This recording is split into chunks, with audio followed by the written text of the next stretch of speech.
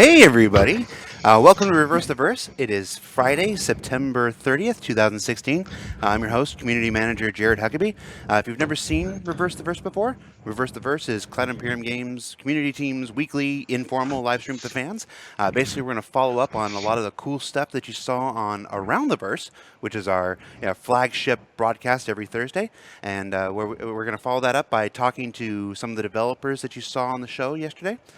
In this case, the big feature on last week's show and yesterday's show was the flight balance, the flight model changes. So we have two guests from Foundry 42 UK to talk about those changes with us. Mr. Jonny Jacivious, a technical designer, and Mr. Andrew Nicholson. How you guys doing?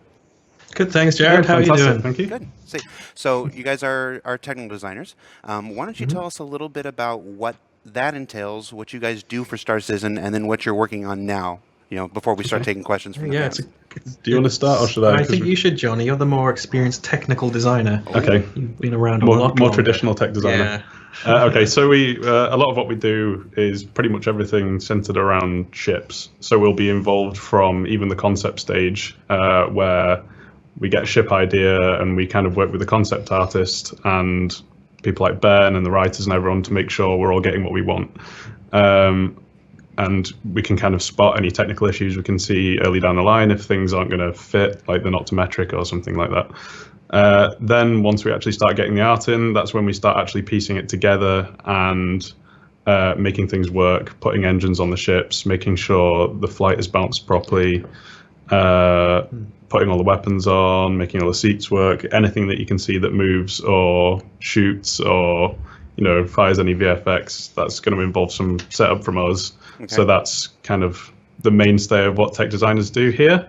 Since I think Johnny is the more traditional tech designer who's more about the setup and stuff. So where I come in is someone who isn't traditional, but is totally involved in the process because it's so important. Is the like Johnny says, the tuning of the flight and those weapons that go on the ships, making sure that they are not totally skewed or OP or whatever. Gotcha. That's where I come in. Gotcha. Yeah. So all those weeks when we have artists on the show and people are like, "Why does this ship do this? Why does this ship do that?" And like, those aren't the people to ask. We now have the people to ask. Yeah. Right. Exactly. So what have you guys been? Johnny's the one to ask. Johnny's the one to ask. Aim them all at me. All right. So what have you been working on for Star Citizen recently? Recently, I've kind of been dipping a little bit into not so much system design, but kind of partially system design. So kind of looking at our missile and weapon systems and refactoring them in a way, not in a major way, but just in a way that kind of makes things a little bit more, especially in the missiles case, more modifiable on the ships. And in the case of weapons, well, we'll probably get into that in a bit, but it's kind of tweaks to the weapons to make them feel a bit more unique. Okay. And what have you been working on, Andrew? Yeah, so as Johnny says, tweaks to the weapons, we've been working kind of in tandem on the weapons in the last week or so, where firstly, been just defining the roles of these weapons and then working out the ranges of all these different factors, speed, lifetime of the projectile, damage, and then once we've got the ranges, then you start putting them in game and starting to see where it doesn't fit, where it's totally out. So I've been going back and forth. Yeah, back and forth, Excel sheets, getting into game, firing the shots, going, ugh. No, that doesn't look right. Oh yeah, that feels really good. There's a lot of numbers changes, a bit of back and forth between us both, and a lot of testing as well. Gotcha. Okay. When we talk about refactoring, we talk about remodels and stuff like that. This is a normal everyday process for game development. That's one of the reasons it's development, not construction. It's you try things, you see how it works, you make changes. You try another thing, you see how it works, you make changes. This is normal. This isn't some major we're gonna pull our hair out kind of thing. People see it because that's one of the things that separates Star Citizen from just about every other video game project in the world, is that we're running a live environment while we're in game development. So folks get to see this process that happens in all game development, and it's exciting, but it can be confusing sometimes for people. Why is this changing? Why do things keep changing? And that's at the core of all video game development. So with that in mind, flight model balance, flight model change. let's explain that to people. Let's explain what that is exactly, because it's when it's hard to always wrap your head around what a flight model is. So why don't you tell us what a flight model is and what we're actually doing right now? Okay, well, I think this is one of the things we didn't clarify enough in around the first segment. These aren't changes per se to what a flight model is, which is, we've got a very physics-based, which is realistic as much as it can be. We've not made any changes to that. Really, it's about opening up some of the flight model to designers to then change parameters of the ship or ships, so we can have or easily modify the speeds of the ships, easily modify the stop times and rotations. It's really taken what's there already with the model. I mean, to explain the model, it's the model is the algorithm. It's the program. It's the thing that takes all of the numbers and crunches them and outputs something. The model itself is the same. We are changing the attributes that the model interacts with, right? Yeah, we're just lowly designers when it comes to that. I mean, we've got the physics engineer who is the professor who made that. We're just making the ships fly different ways to see what is better, what's identify. As you say, we're doing this all live and people can see it, so it's kind of a unique process. But it's a fun one, I think. Yeah, I mean, feedback. We try and get a lot of the testing out of the way here, so we're not pushing and pulling people like too much. Like it's a bit confusing when you're playing a game and everything completely changes, then it'll change back again, then it'll change again. And obviously that's part of the fun, but I think after a while people would start to get sick of it, especially the amount we change in studio here. So it's always good to go through that refinement process before we get all of the new numbers out to the backers. Gotcha. Yeah, so the model is the same. That was the biggest confusion from ATV. We haven't changed the flight model. We're not changing the flight model. The work that John Pritchett and his team did, that's solid. We're really happy with that. We're changing the attributes, the speed, the maneuverability, the damage, all that stuff. What missiles do, what weapons do, and stuff like that. So, but the model itself, the thing that computes all of that and makes it into a playable game, that's the same. So untouched. John Pritchett. Completely. That's for that's for John Pritchett. All right, he gets my praise every day. Gotcha. So we'll start in with some questions from the fans right off the bat. Will the new flight model, it's the same flight model, be different in Arena Commander than in the PU? So will ships handle differently in Arena Commander than they will in the PU? No, that wasn't the intention. Everything will be the same across all modes. Yes. We want to, I think, something we didn't have previously is the cruise speeds in Arena Commander. So with the changes making things slower, and if we make the Arena Commander areas bigger eventually, we want to get cruise in there and have that as part of that gameplay. Spawn points will obviously be really important then to see how it's going to balance, but we'll have it the same across. Yeah, obviously while they're kind of separate modules, we don't want to have too much of a disconnect between the two, otherwise it'd be super jarring, going from one flight ship in one and then going to the other and then thinking, why can't I fly it the same way? Yeah, we considered the burner as, well, Arena Commander is the arcade mode. If we're going to make fuel very consumable, then why not consider some kind of pickups or something like that? It was talked about. We'll see if that comes in. But it'll be mostly the same, but gamified. Yeah. I mean, ultimately, what Arena Commander is supposed to be is the instant test bed for flight mechanics and stuff. So it doesn't serve its purpose if it strays too far from what you do in the PU. So, all right. Another question from the fans: were different controller setups taken into consideration with the rebalance? So when you guys are testing this stuff, you're not just all HOTAS, you're not just all mouse and keyboard. Different folks work with different controller schemes. Absolutely, yeah. It's something from being in QA myself. It's like you need to make sure every single device is tested when this happens. My desk is covered in all kinds of peripherals. I don't know if you saw them around the verse. I had the steering wheel. Yeah, I remember when I was there in the office, I came right to you and asked you about the farming simulator tool. Yeah, it's all balanced around the steering wheel. Sorry. But yeah, like we pretty much everyone, and even the tech design department favors their own control method. We've got someone who pretty much exclusively likes to play with a controller. We've got people who like HOTAS, and then we've got people who love mouse and keyboard. So we get feedback from everyone as we're making these changes anyway, because they see them every day. Yeah. Now, one of the things we've talked about is that the flight speeds are slowing down across the board. That's to make. Chris talked about it a bit in this hosting segment. It's to make combat more immersive, less jousting, pass. Let you follow your targets and stuff. Will missiles also be slowed down? It's a question from one of our fans. Yeah, I think because you still have access to the afterburner speeds. Really, what we've done is halve the SCM speed. So when you get into a situation, you are moving slower. We still have the ships can still reach the other speeds. You can still afterburn. You can still cruise to get there.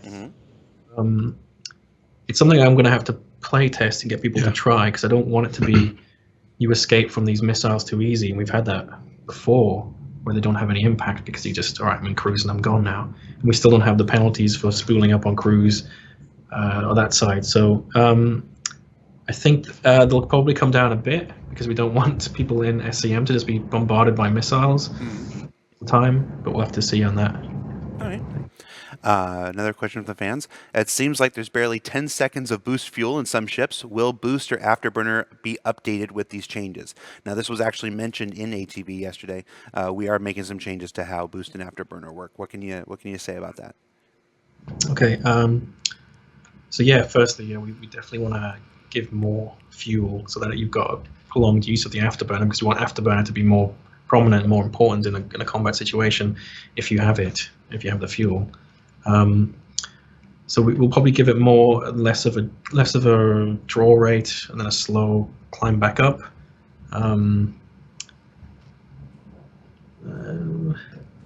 Sorry, what was the other part? Once changes to boost and afterburner. Will we be adjusting their fuel balance? The answer was yes.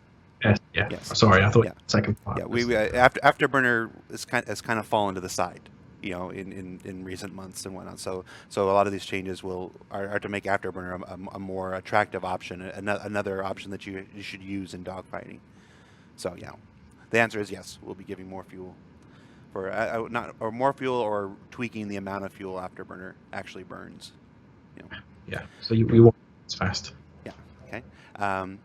Another question from fans: have these changes trickled down or impacted any larger ships like the Idris or the Javelin? People are excited about capital ships eventually coming online. Do these changes affect those at all? Not so much, because of the sheer mass of the ships. When we've had these ships flying, it's always been, let's push it to the very extreme of how long, the longest acceleration, the slowest rotation speeds. So not much really has changed there. It's still a case of it's moving a big juggernaut through space, and it feels like that should. So it hasn't really affected them too much. Okay. Do these new speeds affect blackout or redout thresholds? No. They'll still be kind of where they were. I mean, afterburner covers that top area, so if you're afterburning a lot, you still have the same risk of blacking out if you're pushing it to its limits. Gotcha. So that won't have come in. We have talked about that a bit. I mean, just bringing the speeds down makes it less likely you're going to hit those thresholds. Some people were expecting us to bring the thresholds down as well. That really was getting away from us trying to make it less of a challenge, I'd say. Some people had a gripe with me saying it was simplifying the flight model as well, but really it's not. It's kind of making it more playable, really. Yeah. It felt like the obvious problems with what we had, so we're trying to combat that. And again, this is a normal part of game development. We're trying a thing. We'll get those changes out to Evocati, and then we'll get those changes out to the wider PTU, and then we'll get those changes out to our live environment, which is absolutely still a test environment. All Star Citizen environments are test environments. We will get feedback from the smaller group, then the larger group, and then the largest group possible. And if changes are necessary after that, we'll make those changes too. I mean, these changes are made because of feedback from the fans. So that's the process. So nothing is final. Nothing is set in stone. This is the next thing that we're experimenting with, that we're trying with. So we're excited to get it into folks' hands. So one more question, then we have our next guest here. Let's see, what do we got here? Okay, so not just missiles. How will weapons ranges be adjusted on the new flight model? So weapon ranges in general are going to change on a per weapon basis. So we've kind of split weapons into bands a bit more now, because we found that the weapons we had all had a very similar range. They had very similar fire rates, even between cannons and repeaters, with the exception probably being Gatlings, because they fire quite a bit faster. But yeah, range-wise, we're kind of going with the approach that cannons will be your long-range engagement option. So they will be increased from kind of what the normal is. Repeaters will probably meet somewhere in the middle. Gatlings will probably be down at the lower end. So we've kind of split those on a per weapon basis, but you could probably talk a bit more as to kind of what the actual ranges are. But that, again, that's something that we're kind of going back and forth on a lot at the moment. Yeah, like we're putting them in game at the moment. That's totally what we're doing. Like today, it's like putting these values in, giving them a test, seeing if it's too far. Ranges were coming down in my mind. I wanted it to be like, if the combat's slowing, bring the ranges in and see if that's beneficial to what we're trying to get. And that's what we're testing right now. With it, like Johnny says, the cannon's still around, I don't know, 4,000, 5,000 range, possibly. Maybe closer. Ultimately. Then obviously they'll get bigger as the gun gets bigger as well, because especially when you start getting to bigger ships, you'll probably be wanting to engage from further distances. Yeah, that's me talking like size 5 cannons, maybe their maximums. Okay. I don't know. All right, so we'll let you guys go. Everybody, we're going to play a short video, and then we're going to come back with lead technical designer John Crewe, master of spaceships, and Will Maiden, who is working on the new UI systems. So we'll be back in just a minute. Wave to the people.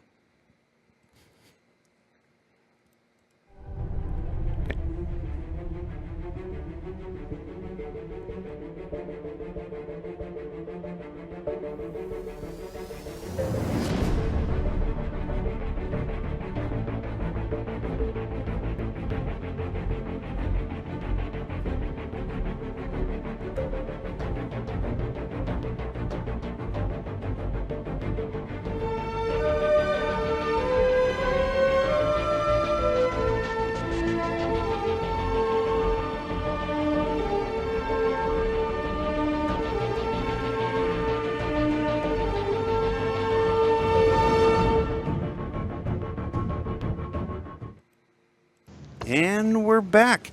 Welcome to part 2 of Reverse the Verse. With us now is lead technical designer, Mr. John Crewe, and technical designer, Mr. Will Maiden. How you guys doing? Really well, thank you. Good. So, John, we've had you on RTB before. We had you on an ATV segment a long time ago. When we did the very first Starfarer tour, if I remember correctly. Yes, that was like so thank you. Recorded a huge amount for that. Thank you for coming back, Will. My first time, yeah. Hey, it's good. How good to be finally on where the popular kids are, apparently. Right. Yeah. So I've done a couple of ATVs, but this is my first time doing this, so this is good fun. Well, thanks for coming on. All right, so Johnny and Andrew already took us through, what tech designers do and stuff like this. Will, why don't you start by telling us why you're trying to change the game into Golf Citizen? Well, it felt like there could be more fairways, so more relaxing at the club with a mixmaster. Right. No, hey, why don't you start by telling us what are you working on for Star Citizen? What's your scope of work right now? Right now, I've just been looking at cargo in the last couple of weeks, and radar and scanning most recently. I talked about it yesterday on Around the Verse. Just before that, I was designing the Terrapin. So I was doing the Q&A for that when it went on sale. But keeping an eye on that beauty of a ship.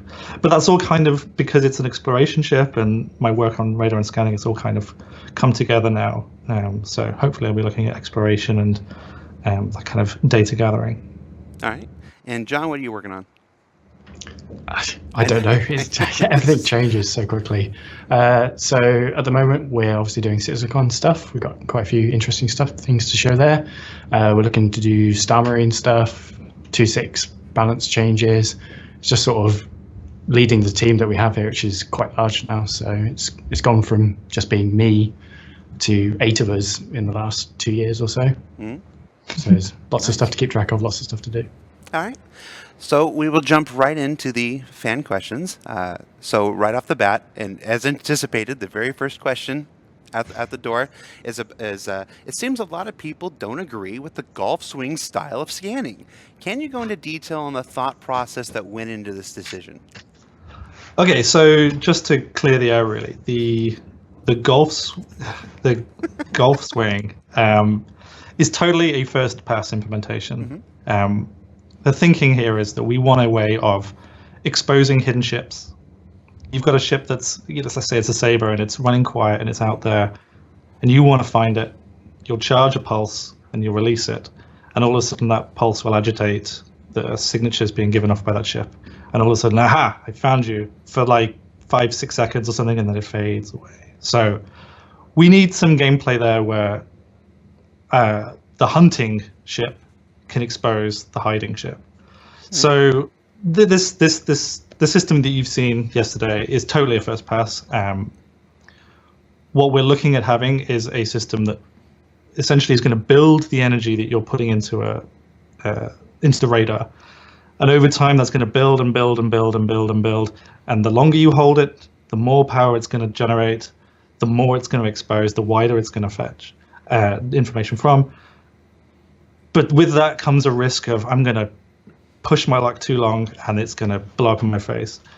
So we want a system that you can fail, something that you can really screw up, and all of a sudden you thought you were the hunter, but now you've just blown your radar out. You can't see for the next 2 minutes while you're trying to cool it down. Oh my God, there's power going to the wrong places. Everything's on fire. It gives that ship time to escape. Aha. So we want a system where it's not a done deal. You don't just press ping and everyone becomes available. Yeah. Now, it's something that you've got to really try to get right. Right. And now you said this is the first implementation. Now that's one of the things that separates Star Citizen from other projects, is that we are showing the first implementations of systems that will iterate and continue to change. This is also the first implementation of a non-combat system on a combat ship. This is how scanning. This is the first implementation of how scanning will work on a combat ship, on a dogfighter. But that's not necessarily, how scanning will work, when you're on a crew station on a Constellation, or how scanning will work when you're in a crew station on an Aegis. Why don't you talk to us about that? That's absolutely right. So when you're in a single-seater, you control everything. You control the scanning, the radar, as well as the guns and everything else. So there's a lot to do. So we simplify what you've got to do, or we don't give you everything that, say, if you were the man or a woman at a station on a cap ship, and your job is to find the sneaky ships that are out there, find the life support of some guy who's ejected, and you really need to find them before they die. If that's your job, we're going to give you so much more tools for that. We've seen it with the Terrapin. There's utility mounts and a separate scanning station. Their job will be to use the tools. But for combat ships, you don't need that. And the stuff we've shown, we just have a lot of combat ships right now. So that's where our focus has been. It's like, what's a very simple, approachable system that combat pilots can use? And then that we can build on that for the exploration and the bounty hunting in the future. Exactly. A lot of people are worried that that's it. Just going to be sat at the station on Idris, pressing the button. Oh, God, no. That is literally the very first. Yeah. And we're looking at things like, I've seen some really cool suggestions on the forums. And internally as well, people have suggested cool things about being able to scan way beyond, it's like looking with a radio telescope at far beyond stars. This idea of using long-range sensors to see beyond your limits. The radar is just what's around you. We've got much more exciting plans for long-range sensors that are going to gather this data that regular equipment just can't pick up. Awesome. So we've basically shown just the earliest glimpse at one small implementation of a much larger system. And that's something that's only really been possible lately because we've got Item 2.0 coming through, so we can finally start to have systemically generated signatures from ships. When you put something in that runs hotter, it's going to generate more infrared. If you put something in that's drawing more power, it's going to generate more electromagnetic fields. So before, we just had a Boolean system of you can either detect them or you can't. And now we're getting into these shades of gray where maybe you can detect them. Maybe if I put a bit more of a pulse out, maybe I can find you. So it's only in the last couple of weeks, really, that we've started to see this stuff come online. And then we've been able to put this first pass in to say, how does this play? And then internally and getting some feedback. And so it's a gradual process, but it's only really started in earnest lately. And so it sounds like, when this is fully implemented, it'll take a measure of finesse. To actually get the best results, because you're not just going to want to send out the biggest, baddest pulse every time, because it's like active sonar. You're going to let them know where you're at.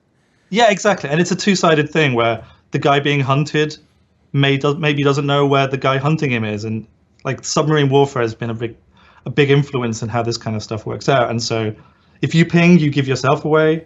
But if you do it right, then the guy's exposed. But if you do it wrong, it's going to backfire on you. So, and yeah, things like when you charge this pulse, it's going to leave you exposed. Your radar's going to disappear because all your power is going to charging the pulse. So all of a sudden you're blind. And that's terrifying. If you're relying on that to find this guy that's out there and you're charging and all of a sudden your sensor goes black because all the power is going into building and building and building and building. And then when you release it, and if you release it wrong, not only are you blind, but you've sent out a big flare saying, I'm here, and now I've screwed up royally. Now I am very exposed and very weak. Gotcha. And Item 2.0, going back to that, really helps with getting lots of seats, talking to lots of items all together. We can do it at the moment, but anyone that's played a lot of multi-crew stuff, you sort of hit the limitations very quickly where this person is trying to do this, they can't really influence what this other person's in charge of. But the Item 2 setup in all the ships really allows one person to talk to two items that another person in another seat has control over. It properly prioritizes it. So a lot of systemic gameplay will come out of that very easily, which we've been struggling with a long time, and it's finally going to get there. It's the whole, why can't I slave my turret to the pilot seat? That's exactly the sort of stuff that will come straight out of this. It's almost here. Yeah. All right. Another question from the fans. We sort of touched on this. How will stealth, ECM, and anti-scan devices work with scanning? Are we ready to talk about that? A little bit. So to start with stealth, obviously we covered this a bit on the ATV, but if you didn't see, we're looking at, in space at least, infrared, electromagnetic, and cross-section as these are the signatures that are going to make you visible to other people. So how physically large your ship is going to be a factor in that. Now, maybe we've got some hull plating, or maybe you've got some hull plating, which will, even though you're a big ship, it's not quite visible, or it disguises against the background, so you can't pick it up. The same with heat masking your equipment, so it doesn't produce as much heat. Same with power draw. Obviously, buying the specific items that we will make that are tailored for stealth, so they run deliberately quiet in one way or another, but maybe they don't, pack the biggest punch. So you could have some stealth power plants that have a really low EM field because they're hardened, but they don't put out as much power as you'd like, so you can't run everything at full whack. So when you come to kitting out your ship, you'll be looking at signatures will be a very big part of, okay, this does a lot of good stuff, but it's also very loud. So what's the trade-off there? What do I want to buy that's going to help me complete my mission? Do I want to be detected, or do I want to really sock it to them? So stealth is going to be all kind of driven by the items. driven by some of the items. And then for what was the second part? The EWAR, did you say? Or ECM. Anti-scan stuff like that. Anti-scan. Yes. So when you actually get a contact, and there's a separation. Before we had the scanner was kind of this one big. It's everything. It's radar and scanning, and we've separated them lately, so that the radar detects contacts, and the scanner allows you to get information from it. So as long as you can see that contact, you can draw information out, which is why staying quiet is so important. But once I've got you, and I can start scanning you, and there's I think you saw kind of briefly a progress bar that's going to start bringing information through. We're going to allow you to place sub-items on those items that'll be hardening. So it takes longer to scan that individual item. So if you really don't want them to know about your cargo container or the abilities of your guns, you can stick additional upgrades onto those that will harden them. Hull plating will slow down the penetration of scans. Shielding will. If you don't want to be scanned, you can hide behind asteroids and things. They'll break line of sight and make it harder to scan. So situational, positional things you can do with just getting out of there. Also, you need a target. You need to be actually aiming at the guy, so fly very far away. Oh, cool. You're answering a bunch of these questions that we have queued up. So I don't need to ask these ones because you're already covering them. Cool. But we do have one question. This is a very serious question, it appears. If I am scanned while on foot, will running away in a zigzag serpentine pattern help me? Well, it depends who's scanning you. If there's a ship hovering above, maybe not. The way scanning is going to work is that if I've got eyes on you, and you're dead center in my reticle, I'm probably going to have a really easy time scanning you. If I don't move and you run away, that's going to take longer because you're further away from my kind of line of the center. Mm-hmm. If I turn to keep my track on you, then you can run all day and you just be scanned tired. But then, yeah, totally hide behind things, get things in the way. It's the trick there is to not be detected. Well, not be predictable, but not be seen in the first place. And then it's all about hardening the gear that you have to make it harder to see what you've got, because they might scan you and they say, hey, you're Jeff and you're over there, but you've got a gun, but my sensors can't actually tell what your gun is right away, and I can't actually tell if you've got a criminal record because I don't have a chip on my computer that speaks to the police database or something.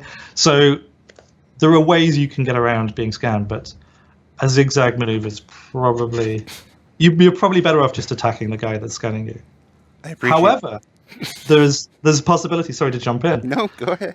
Of not being able to know you're being scanned in the first place. So if I've got a really good scanner, and I'm scanning you, I could be scanning you all day, and you don't even know that I can see you over there. But likewise, if you're really paranoid about being scanned, maybe you've got some gear on your on your ship that's incredibly sensitive. So it's the second it detects you're being scanned, abort. Like, oh, I thought I was alone out here. So, if you're smuggling, let's say, and you've got a cargo full of illegal spice, and you're running to the border, and all of a sudden you're being scanned, you're like, eject, get rid of that stuff. But and so you may be less worried about them seeing it and more worried about being able to detect if you're being scanned in the first place. Because with one of the goals of ships like the Terrapin, this scout, these ships that can surveil other ships, is that they might jump in, stay super far back, and just observe the whole fleet and scan everyone without them even knowing they've been scanned in the first place, and then leave and sell all that good information. So if you've got some secrets, maybe you've got some scan detection on board as well. Note to self: don't ask Will joke questions. He'll take them seriously. That was a joke. Yeah, I don't. Everything's serious. No, that's good. Thank you so much. No, the answer was better. Another question for the fans: can you fake a larger EM or cross section? Could a small ship pretend to be a larger ship? To throw people off, maybe scare people. Cross sections probably a lot harder to do because it is physical size. You can do it with a bit of chaff, might help there. EM is definitely possible. There's a lot of the items have pools that they fill up. That is like their little mini backup. And the EM signature is quite often just a multiplier of how much energy is in those pools. So if you empty them and then quickly refill them and keep doing that, you're going to have this pulsing big EM signature that's going to lure people in. Same with IR, although that's more of a component of heat. So it's going to take longer for the coolers to get rid of it than it is for a power plant to. If you turn your shields on and off, they're the shields and your power plant are the two biggest EM contributors. Gotcha. So if you're sitting there toggling them like crazy, you're going to be lit up like a Christmas tree for whatever reason you want to do that for. It'll be interesting to see how players manipulate that system. As you figure cross section, maybe they've got stealth plating or something. So if you're seeing a larger EM, you're seeing a larger IR signature, but a smaller cross section. It's like, well, maybe they've got stealth plating. It could still be a larger ship. Right. Another thing about cross section is it is actually 3-dimensional. The signature that we have in game. So if you're looking at a saber side on, gotcha, it looks tiny, but if it just rolls, it's suddenly a much larger signature. Well, relatively larger. Saber's small anyway, but it is worked out in real time based on the angle you're at. Gotcha. Now I'm imagining Idris pilots, because Idris is so wide, but not necessarily so tall. Flying perpendicular. So then you've got to consider if you see a ship and it's got you, you don't want to just turn and back and dissipate. You want to slowly rotate and keep the thinnest side possible. So especially if it's got lots of thrusters on the top and bottom, because as soon as you do that massive cross section thruster, you've got all your IR emissions coming out from the maneuvering thrusters. Rookie mistake. Gotcha. How does scanning work with other objects besides ships, like asteroids and stuff?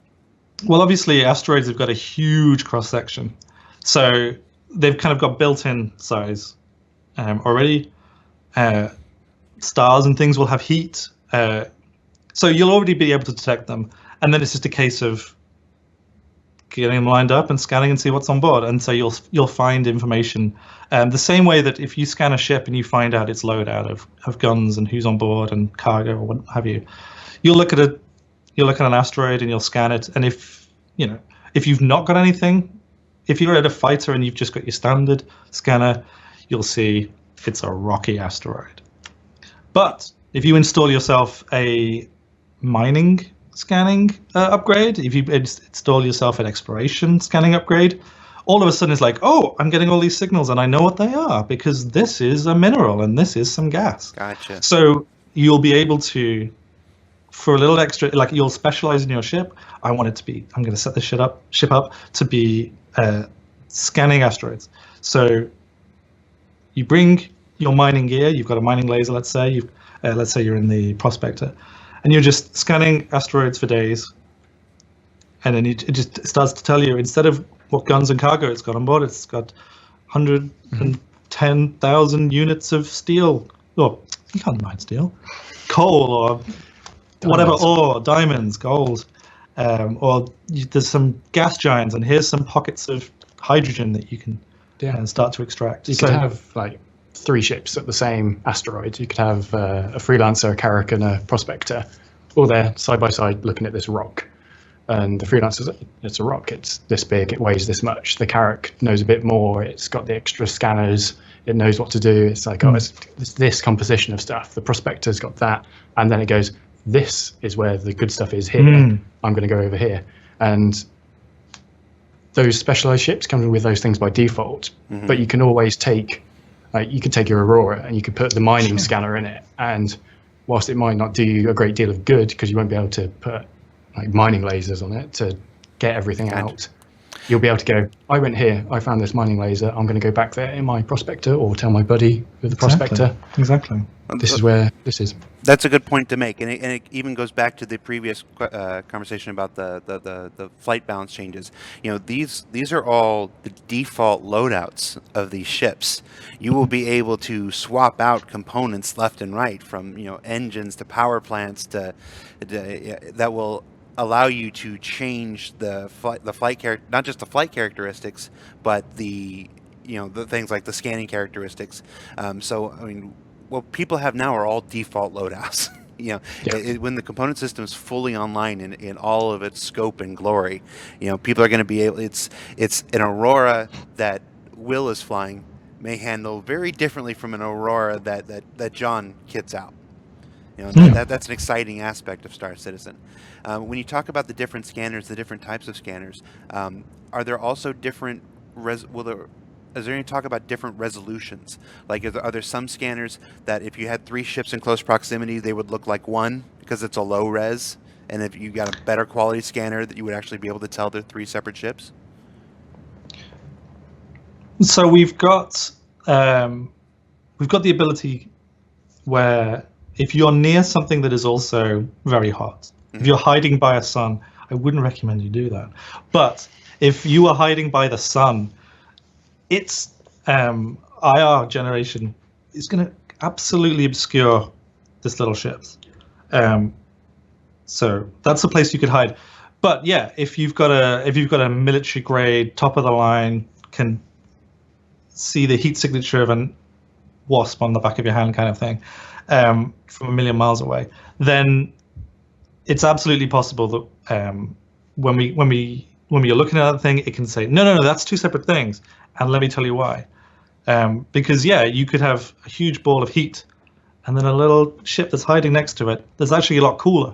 So then maybe it shows up as something separate. It's not something we've got in the immediate future to be implemented, but it's something that we definitely need to look at. Like, why would I buy this scanner when I could buy that scanner? It's like, okay, well, maybe you can spot the difference and, you know, find 2 needles in a haystack and see that they're 2 separate things. Awesome. This might have been covered by the item 2.0 stuff you were talking about earlier, John. How is scanning going to work within a party? Well, like on the capital ship, you know, with the more robust scanning system, will the scanner be able to share their results with other players on the ship, or even other players in other ships? Definitely within their ship, and I would quite easily imagine it would be, if you say you're in the same party, for sure. I don't think we've fully locked down how we.